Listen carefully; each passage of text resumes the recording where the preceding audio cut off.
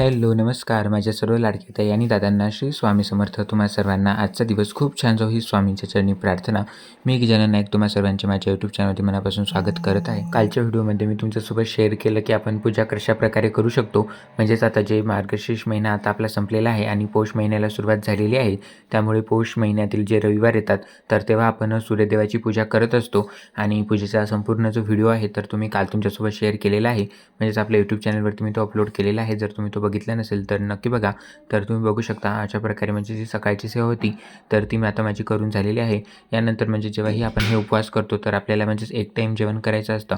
म्हणजे जेव्हा आपण उपवास सोडतो तर तेव्हा आपल्याला जेवण करायचं असतं.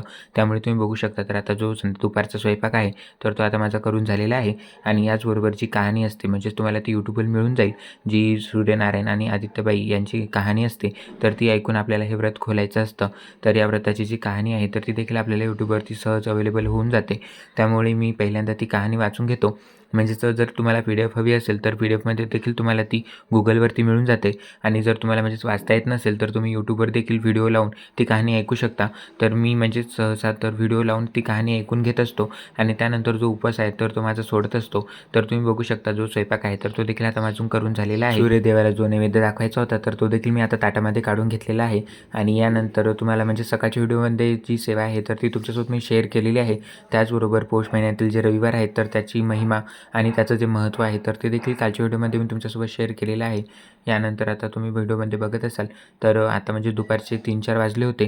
त्यामुळे जी संध्याकाळची पूजा आहे तर ते आपल्याला म्हणजे देव संध्याकाळी बोलवायचा असतो. म्हणजेच जो आपण सूर्यदेवाची पूजा केलेली असते, सूर्यनारायण जे आपण आपल्या ताटामध्ये काढलेले असतात तर ते आपल्याला संध्याकाळच्या अगोदर बोलवायचे असतात. म्हणजे ते पुसून टाकायचे असतात. तर अशा प्रकारेची आपल्याला पूजा करायची असते. तर तुम्ही बघू शकता तर मी रांगोळीने सूर्यदेव काढले होते. कुठे कुठे म्हणजेच कुंकवाने किंवा चंदनाने देखील सूर्यदेव म्हणजेच ताटामध्ये काढले जातात आणि त्यानंतर त्यांची पूजा केली जाते. याचबरोबर जी फळं म्हणजेच आपल्याला हिवाळ्यामध्ये उपलब्ध होतात तर ती फळं देखील आपण सूर्यदेवाला अर्पण करू शकतो. तर ज्या शेंगा होत्या तर त्या देखील मला इथे मिळालेल्या आहेत. त्यामुळे ज्या शेंगा होत्या तर त्या मी सूर्यदेवाला अर्पण केल्या होत्या. आणि यानंतर आता संध्याकाळचेच म्हणजेच 5 वाजत होते. जेव्हाही आपण पौष महिन्यातील रविवारचे व्रत करतो तर तेव्हा आपल्याला म्हणजेच दिवसभर आपण उपवास धरू शकतो आणि त्यानंतर संध्याकाळी म्हणजे जेव्हा आपण सूर्यदेवाला नैवेद्य दाखवतो तर त्यानंतर आपण हा उपवास सोडायचा असतो. तर तुम्ही बघू शकता तुम्हाला मागच्या व्हिडिओमध्ये मी सांगितलं की जो उपवास आहे तर तो आपण कशाप्रकारे सोडला पाहिजे. पूजेच्या मांडणीचा देखील कालच्या व्हिडिओमध्ये मी तुमच्यासोबत व्हिडिओ शेअर केलेला आहे की आपण कशाप्रकारे पूजा मांडणी करू शकतो. यानंतर आता तुम्ही बघू शकता तर सकाळी मी म्हणजे सूर्यदेवाची जेव्हा पूजा केली होती तर तेव्हा मी त्यांना दुधाचा नैवेद्य दाखवला होता.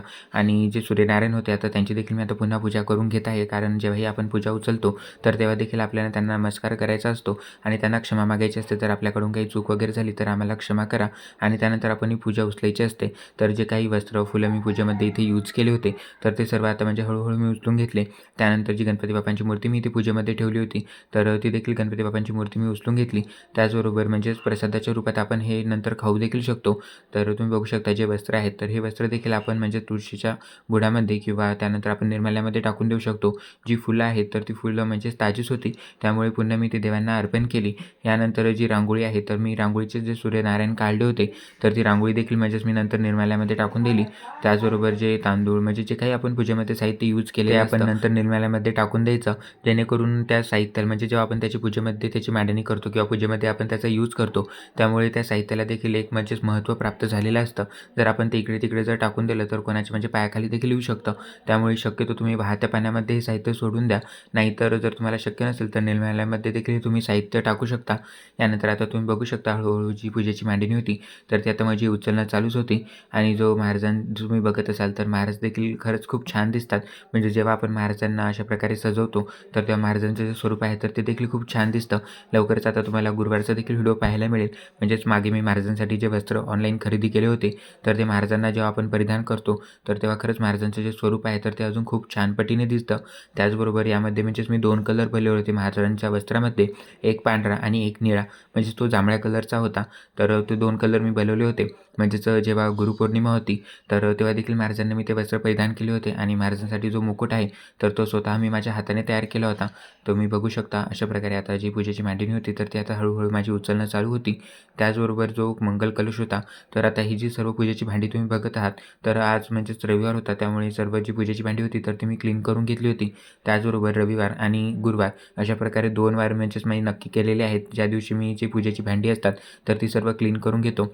जेणेकरून नंतर म्हणजेच मला देखील जास्त टाईम मिळत नाही. कारण तुम्ही जर माझे मागचे व्हिडिओ बघितले असतील तर जॉबसोबत मी ह्या सर्व सेवा करतो. त्यामुळे मला सेवेला म्हणजे जास्त टाईम लागत नाही आणि ज्या सेवा आहेत तर त्या मी पटपट करण्याचा प्रयत्न करत असतो. जेणेकरून जो दुसरा वेळ आहे तर तो आपल्याला इतर कामांना देखील देता येतो. तुम्ही बघू शकता तर आता जी पूजा मांडणी मी केली होती तर ती आता सर्व माझी उचलून झालेली आहेत आणि जी फुलं चांगली होती तर ती सर्व मी देवांना अर्पण करून घेतलेली आहेत. आणि जो अखंड दिवा होता तर तुम्ही बघत असाल तर मी देवघरामध्ये एक अखंड दिवा कंटिन्यू चालूच राहू देतो. कारण जेव्हाही आपण अशा प्रकारच्या सेवा करतो तर तेव्हा एकतरी दिवा अखंड म्हणजेच पूर्ण दिवसभर चालू राहायला पाहिजे. जेणेकरून म्हणजे जो देवांचा वास आहे तर तो आपल्या घरामध्ये नेहमी राहतो. आणि जेव्हाही मी अशा प्रकारच्या पूजा करतो तर तुम्हाला म्हणजेच प्रत्येक व्हिडिओमध्ये मी सांगत असतो की एक जी पॉझिटिव्ह एनर्जी आहे तर ती आपल्या घरामध्ये निर्माण होते. तुम्ही देखील अशा प्रकारच्या छोट्या-मोठ्या का होईना पूजा नक्की करत जा तुमच्या घरामध्ये. जेणेकरून तुमच्या घरावरती आणि म्हणजे तुमच्या कुटुंबावरती नेहमी देवांचा म्हणजे जो आशीर्वाद आहे तर तो नेहमी राहतो.